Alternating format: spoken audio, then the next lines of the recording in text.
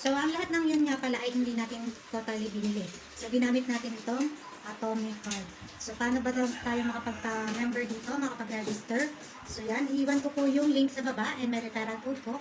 Register lang kayo dyan para kung sakaling gusto nyo magkaroon ng initial na credit card, yan. Pwede po kayo mag-register. So, ito po ang paggamit po nito. Pwede 30 days, wala pa pong bayad yung monthly natin.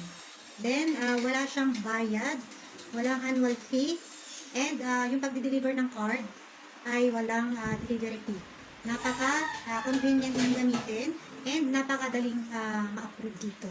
So yan, good luck na lang sa inyo. So register na kayo kung wala pa kayong credit card at wala kayong babayaran kahit na ano dito. Door-to-door delivery din once na tayo ay na-approve dito kay Attorney. So register na, iwan ko yung link sa baba para makapag-register kayo with my referral code para madali kayo ma-approve. Thank you for watching. Bye-bye!